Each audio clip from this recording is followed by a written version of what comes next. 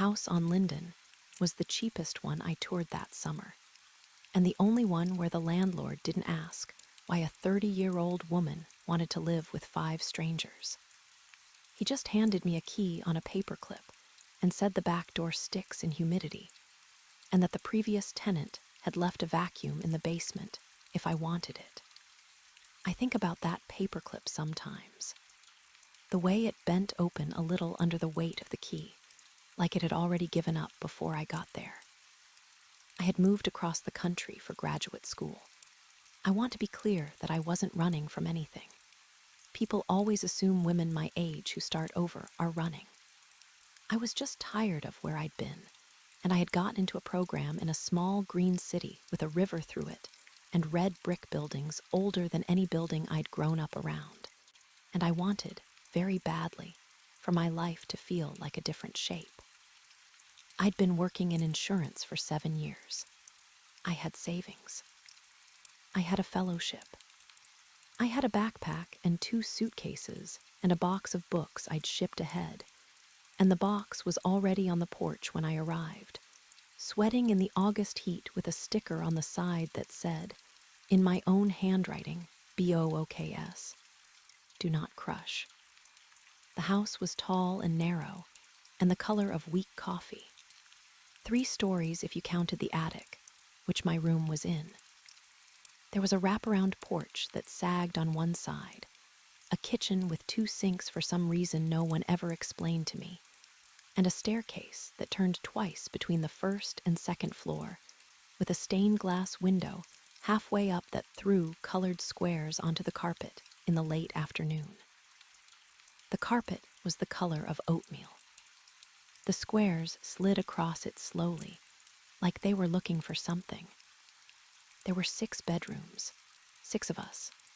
I want to say their names while I still can, because I don't entirely trust that I have them right anymore, but here are the ones I have written down. Priya, second-year master's in public health, the one who answered the door when I rang the bell. Theo, a doctoral student in something he kept describing as the philosophy of language, but not like the boring part. Marisol, undergrad senior who'd gotten the room because her cousin had lived there the year before. Ben, a soft-spoken man who studied forestry and kept a small jade plant on the kitchen windowsill that he watered with a turkey baster. Hadley, a first-year law student, the only one of us who wore a watch. And me. 6. I keep counting and getting 6. I want you to remember that, because later it matters. We did the thing you do the first night. We ordered too much food and sat on the porch with paper plates on our knees and asked each other where we were from and what we were studying and whether we had pets. And Priya brought out a bottle of cheap wine and we passed it around. And the streetlight at the corner kept buzzing on and off like it couldn't make up its mind. Theo did an impression of a professor he hated. Marisol laughed so hard she snorted lemonade. Ben, who had said almost nothing, suddenly told a long, careful story about a deer he'd watched die in a field when he was 9, and how he'd sat with it because he didn't know what else to do, and how the field had been so quiet afterward he could hear his own pulse. We were all silent when he finished. Then Hadley said, very softly, "I'm glad you sat with it." And Ben smiled at her, and that was the moment, I think, when I felt something settle in me about that house. The feeling of, oh, these will be my people. The first weeks were ordinary in the way that good weeks are. I bought groceries. I learned which burner on the stove was the only one that worked at full heat. I learned that Theo woke up at 5 and went running and left a sweat-shaped silhouette on the porch railing where he stretched. I learned that Marisol left her hair ties everywhere, and that Priya's laugh in another room was a sound like wind chimes hit gently with a spoon. I learned, by the end of week 3, all the small noises the house made on its own, the radiator that ticked at night like a thoughtful clock, the floorboard outside the bathroom that gave a kind of low woof under any weight, the way the front door, if you didn't pull it tight, would slowly drift open over a half hour, as if the house were breathing in. It was Hadley who disappeared first. I want to be careful with this part, because the way I remember it now is not the way I remember it then, and I think the difference is important. At the time, what happened was this.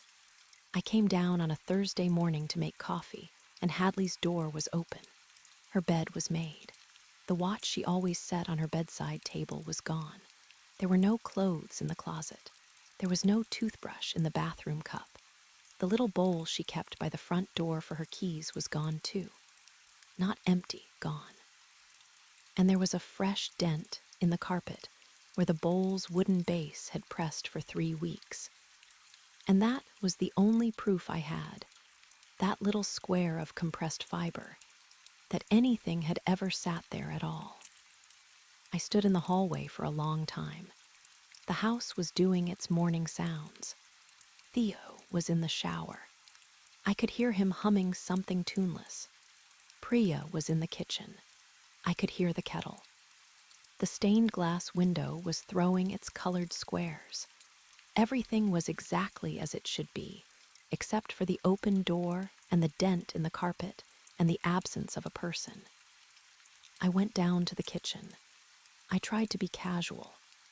I poured coffee and I leaned against the counter and I said to Priya, "Hey, did Hadley say she was going somewhere?" Priya looked up. She was wearing the t-shirt she slept in, the one with the faded logo of a marathon she'd run the year before. She was holding a banana. She said, "Who?" I want you to understand. I had lived with Priya for nearly a month. I had passed her the wine on the porch the first night. I had heard her cry once on the phone with her sister and pretended not to. She was not a person who would joke about something like this.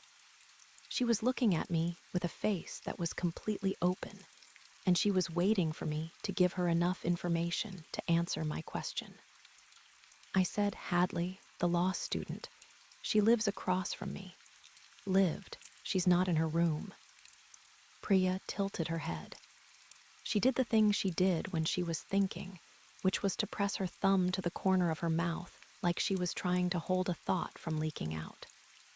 She said, "I think you're confused, sweetheart.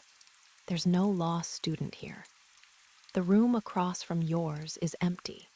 It's been empty since I moved in." She wasn't lying.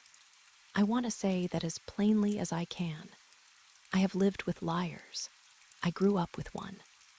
I know what a lie looks like when it crosses someone's face, and what crossed Priya's face was simply, gently, nothing. Not even the small flicker of a person trying to remember and failing. She wasn't trying to remember. There was nothing there to fail at. Theo came down still toweling his hair. I asked him too. He gave me the same blank, kind look. The room across from mine had always been empty, he said. They used it for storage when they had bikes. Did I want him to walk up with me and check? Maybe I'd had a strange dream. He said it the way you would to someone you cared about, who you suspected had not slept well. I went up alone.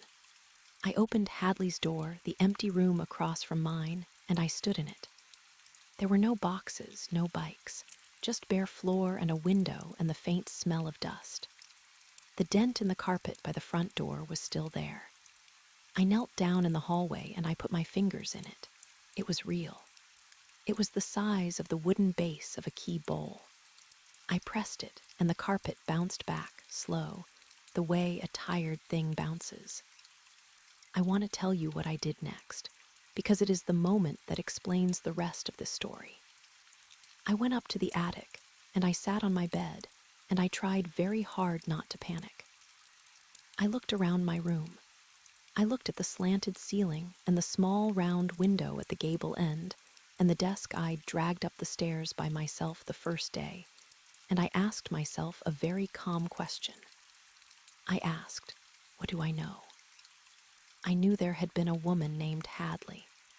I knew she had worn a watch. I knew she had a laugh like she was apologizing for it. I knew she had once told Ben she was glad he sat with the deer.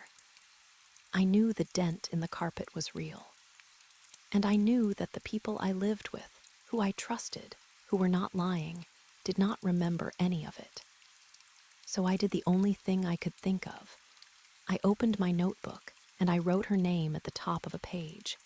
Hadley, first-year law student. Watch. Then I wrote down everything else I could remember about her.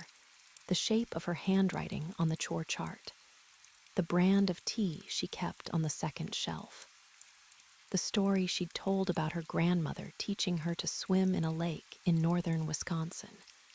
How the water had been so cold her grandmother had said, "Honey, it's only cold for the first minute, and then it's just the truth."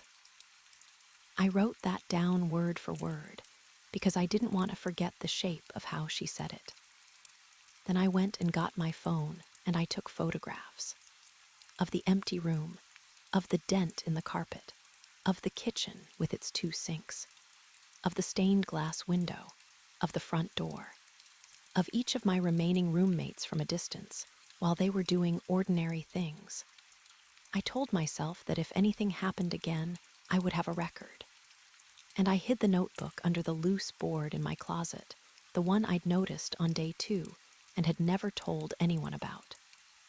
I should mention here that the small specific oddities had already started, although I didn't recognize them at the time. The day before Hadley disappeared, I had come home in the rain and noticed that the window at the top of the stairs, the one with the colored glass, had been cracked open about 2 inches, and water was running down the inside of the wall. I had closed it. I had not thought about it again. The window had always been kept shut. Hadley was the one tall enough to reach the latch easily without a chair. I write that down now, after the fact. At the time, it was just a thing. The second one to go was Ben, 3 weeks later. The thing before Ben was a plate. Specifically, it was a small white plate, ceramic, with a faint blue line around the rim. Ben had used it to eat toast. He always rinsed his dishes immediately. He was that kind of person. But on the night before he vanished, the plate was on the kitchen counter at midnight when I came down for water. There were crumbs on it. The light over the stove was on. The plate just sat there, alone on the counter, exactly in the middle of the empty stretch of laminate between the toaster and the fruit bowl. I remember thinking, that's strange. Ben never does that. Then I drank my water and went back upstairs. In the morning, Ben was gone. The plate was washed and back in the cabinet. The jade plant was gone too. Marisol was making tea in the kitchen. I asked her, casually, where Ben was. She said, "Who?" And I felt the floor of my chest drop the way an elevator drops when the cable jolts. Marisol, who had borrowed Ben's jacket twice. Marisol, who had asked him to help her identify a tree on a hike. Marisol, who had baked him a small, flat birthday cake in early September and stuck a single candle in it because she didn't have the right kind. She did not remember him. I tried Priya. I tried Theo. I tried, gently, as if asking about the weather. Did anyone remember the man with the jade plant, the forestry student? Ben. The room had always been empty, they said. The kitchen windowsill had always been bare. They asked if I was sleeping enough. Theo asked if grad school was harder than I'd thought it would be. And his voice was so soft and so worried that I started crying right there at the kitchen table. And Theo got up and made me toast on Ben's plate. And Priya sat next to me and rubbed my back. And I cried because they were so kind, and because I knew them, and because I was beginning to understand that whatever was in this house, it wasn't going through them. It was going around them. Something was lifting people out, and patching the place where they'd been with the smooth, untroubled fabric of forgetting, and my roommates were not victims of a deception. They were the deception. They were what the house used to make the absence look natural.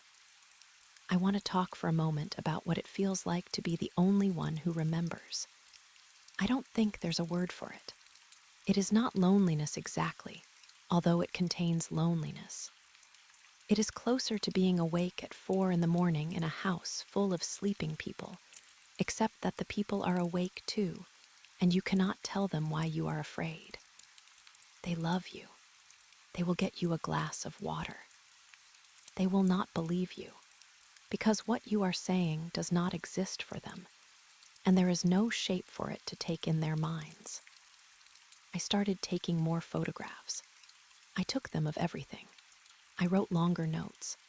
I listed the oddities I could remember from before Hadley, the cracked window in the rain, and I added the new one, the plate. I tried to figure out if there was a pattern. Open thing, small thing, out of place thing. The plate had been in the wrong place. The window had been in the wrong state. Both had involved a small, specific incorrectness in the geometry of the house, the kind a tired person could miss. The kind a tired person was meant to miss. I started watching for them. The third one to go was Marisol. Before Marisol, the oddity was a shoe. A single canvas sneaker, white, sitting in the middle of the upstairs hallway at 3 in the afternoon. It wasn't hers. It wasn't anyone's. It was a child's shoe. It was about the size that would fit a 6-year-old. I came up the stairs with a basket of laundry, and there it was, perfectly placed, laces tied, slightly worn at the toe. I stood and looked at it for a long time. I took a picture. I bent down and I picked it up. And when I picked it up, the inside was warm. I want you to imagine that.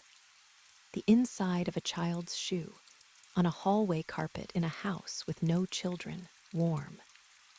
I put it back where I found it. I don't know why. I think part of me was afraid that if I moved it, I would be the next one. As if the oddities were a tax the house levied, and tampering with them counted as not paying. Marisol vanished that night, sometime between when she went to bed and when I came down at 7 in the morning. Her room was empty. The hair ties she always left on the bathroom counter were gone. The photo of her and her cousin on the fridge was gone. There was no dent this time, no trace at all, except for a single long dark hair on the back of the kitchen chair she always sat in.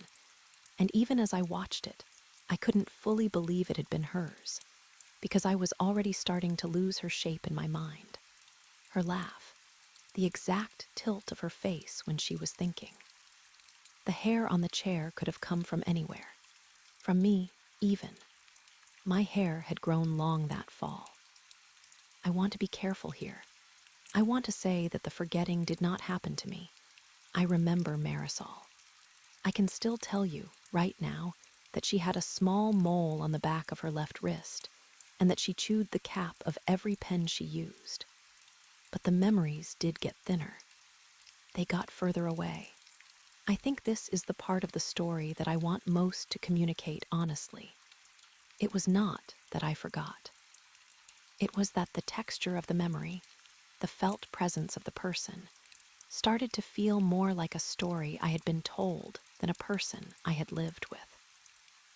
The way you remember a dream that you know was vivid, but you can no longer feel the vividness, only describe it. I checked the shoe in the hallway after Marisol was gone. The shoe was gone too. 3 of us left then, Priya, Theo, me. I want to tell you about one specific evening. It was late October. The leaves on linden had turned and started to fall, and the air smelled like wet bark, and the sun was setting at 5, and the squares from the stained glass window were no longer landing on the carpet because the angle was wrong. The 3 of us were in the living room. Priya was reading something for her epidemiology class, taking notes in green pen. Theo was on the rug doing the thing where he held a book above his face, and his arms slowly tired. I was on the couch with a blanket, pretending to read, watching them. I had been sleeping badly. I had been keeping the notebook under the floorboard. I had 37 pages of notes by then. I had 412 photographs. I had stopped trying to make my roommates remember. It had become clear that to push them on it was to risk something I could not name, something to do with the smoothness of their faces when they said who. I had decided instead to watch, to document, to wait for the next oddity, and to try, if I could, to interrupt it. Priya looked up at me from her reading, and she said, "You've been quiet lately." I said, "Just tired." She said, "Are you eating?" I said, "Yes." She said, "Will you tell me if you're not?" I said, "I will." Theo lowered his book. He looked at me upside down from the rug. He said, "We love having you here, you know that, right?" I said, "I know." He said, "Sometimes I think this is the best house I've ever lived in." And I want to tell you, because it matters, that he was telling the truth. They both were. They loved the house. They loved the version of the house they remembered, which had always been three of us. They had no notion that there had ever been more. They were happy. Priya was sleeping 8 hours a night. Theo was getting his work done. There was no grief in this house, because there was nothing for them to grieve. The grief was all in me. I sat on the couch with the blanket pulled to my chin, and I thought, the house is not eating people. The house is editing them, and the people who are left love it more for the edits. The edits are smoothing us. The edits are making us cleaner, simpler, easier. By the time it gets to one of us, we will not even be 3 people who remember being 6. We will be one person, and she will love living alone in this big, quiet house, and she will not know why she ever feared anything.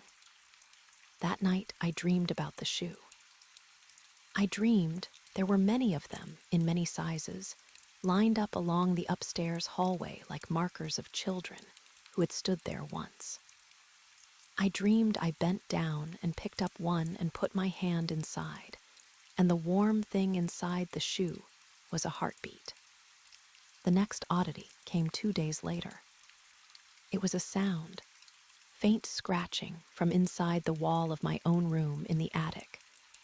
A patient, regular sound, not an animal, not the pop and tick of expanding wood. It was the sound of something deliberate scraping a surface in long, slow strokes.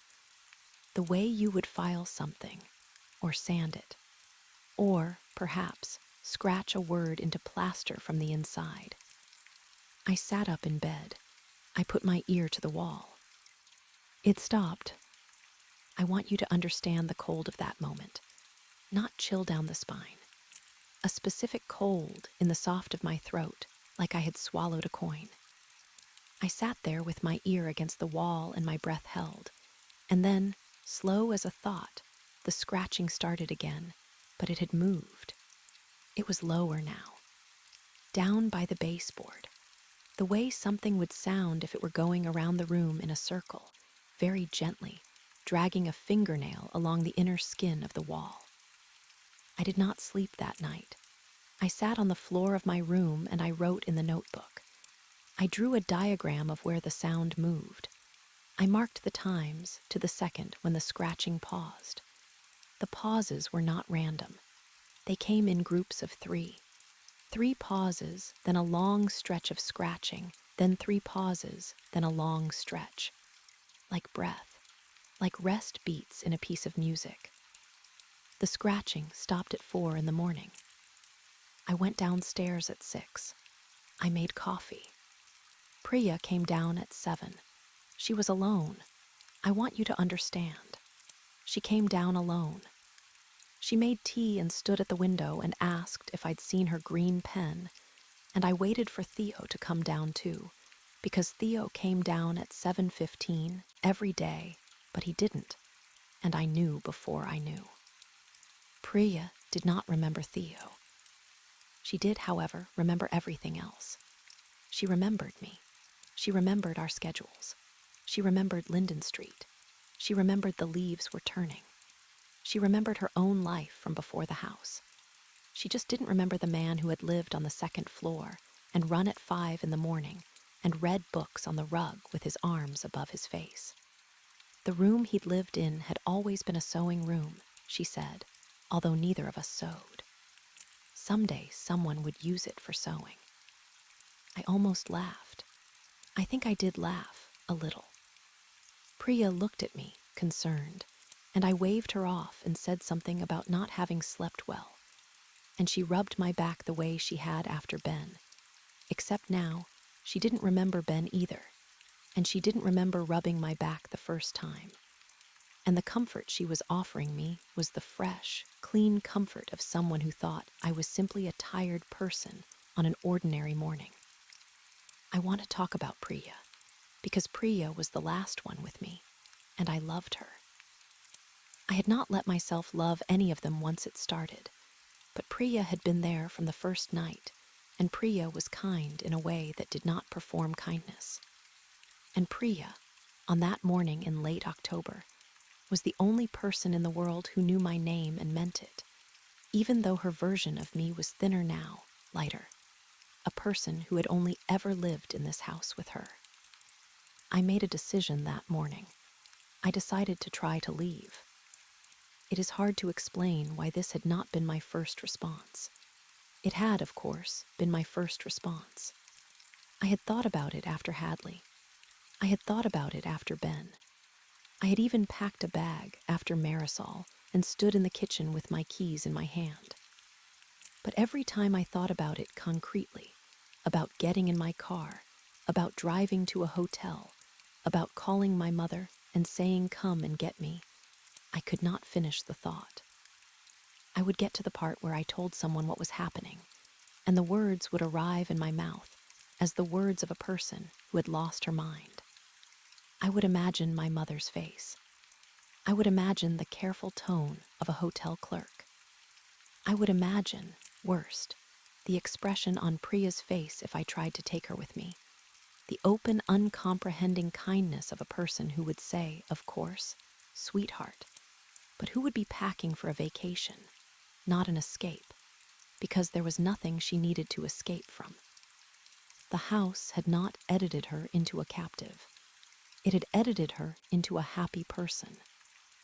And there was something else, which I am only now able to admit, and which I want you to hold gently because I am not proud of it. I had begun to feel responsible. I was the only one who remembered. If I left, no one would remember Hadley. No one would remember Ben. No one would remember Marisol or Theo. They would not exist anywhere in any mind, anywhere in the world. I had, somehow, become their only home.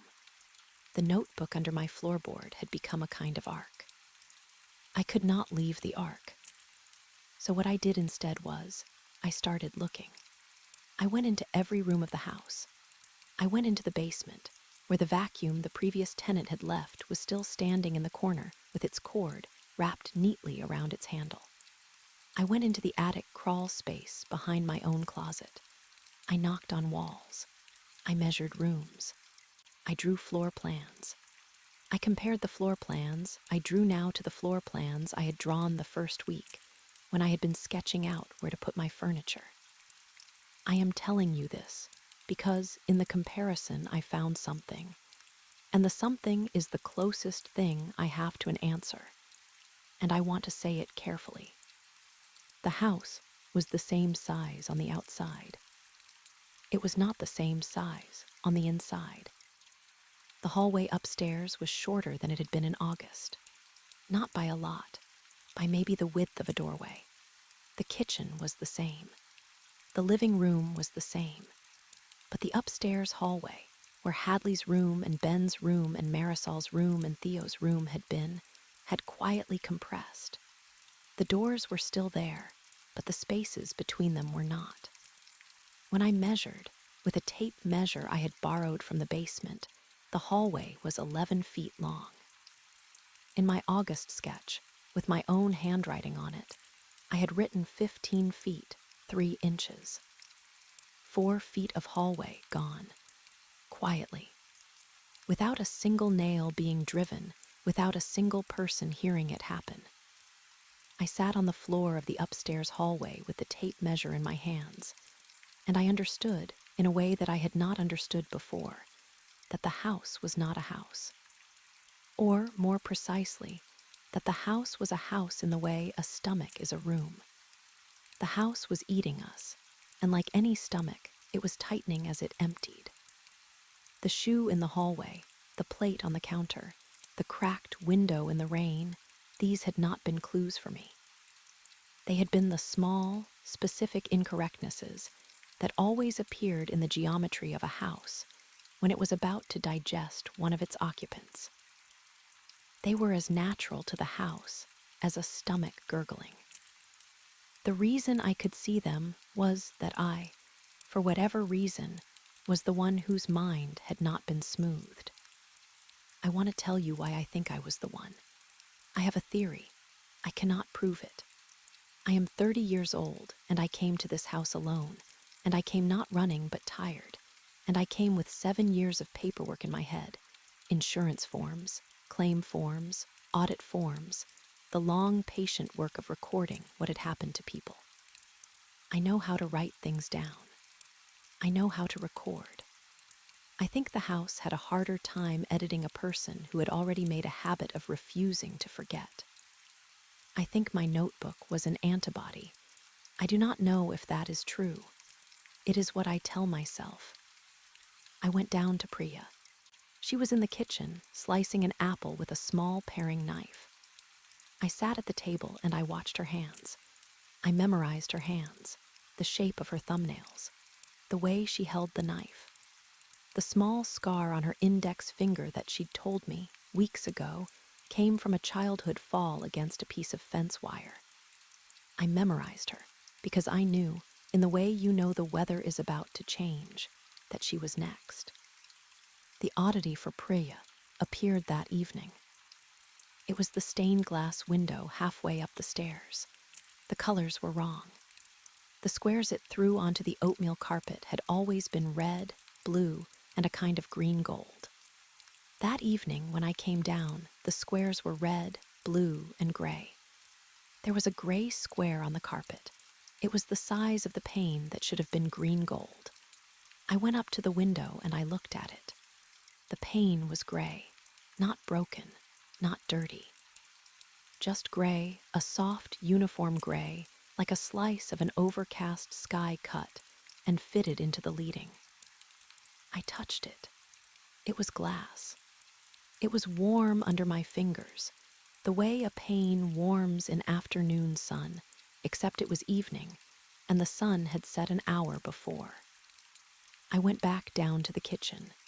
Priya was still slicing the apple. I sat down across from her. I said, "Priya." She looked up. I said, "I want you to know something. I want you to know that you have been very kind to me. I want you to know that I am very glad I lived with you. I want you to know I will remember you. Whatever else happens, I will remember you." She smiled. It was a slow, puzzled, generous smile. She said, "What a sweet thing to say. Are you okay?" I said, "I'm okay." She said, "You're a strange one, you know that." I said, "I know." She slid half the apple across the table to me. We ate it in silence. The kitchen ticked around us. The two sinks sat blank and side by side. Outside, the streetlight at the corner buzzed on and off and on. After a while, she stood up and said she was going to bed. She kissed me on the top of my head as she walked past, the way she had started doing in the last few weeks, an absent-minded affection between the only two people left in a house. I did not turn around. I sat at the table. I listened to her go up the stairs. I listened to her step over the floorboard outside the bathroom that gave the low woof under any weight. I listened to her door close. I did not sleep that night. I sat up in the kitchen with the notebook open in front of me, and I wrote down everything I could remember about Priya. I wrote until my hand cramped. I wrote until the sky outside the kitchen window started to go pale, and the gray square on the carpet halfway up the stairs began to glow, a little, like a screen warming up. Then I closed the notebook, and I went up to my room and I waited. Priya was gone when I came down at 7. Her teacup was in the sink. There was a green pen on the kitchen table. The pen was not the one she had been looking for the morning Theo disappeared. This was a different pen, with a chewed cap, the way she chewed pens. It was hers. The house had left me one thing. I am telling you this story from that house. I want to be honest about that. I never moved out. I am 31 years old now, and I live alone in the house on Linden, and I have been alone in this house for 7 months. The landlord renewed my lease without comment. He did not ask where the others were. There are no others to ask about. I am the only tenant. I have always been the only tenant. The mailbox has only my name. The utilities are in only my name. When my mother visits, she comments on how lucky I am to have so much space, all to myself, in such a big, quiet house. The notebook is still under the floorboard. I read it sometimes. I read the names. I read the descriptions. I read about the shoe in the hallway that was warm inside, and about the way Ben sat with the deer when he was 9, and about Hadley's grandmother in the lake in northern Wisconsin, and the cold that is only cold for the first minute and then is just the truth. I keep these stories the way a curator keeps an unvisited gallery. They are mine and they are real, even if I am the only proof that remains. The house has not tried to edit me. I think it is full. I think 6 was a portion, and now it is digesting, slowly, the way old houses digest. I have started to notice that some nights the upstairs hallway lengthens again, just a little, by the time I come up at midnight, as if the house is breathing out, as if it is making room. I do not know what the room is for.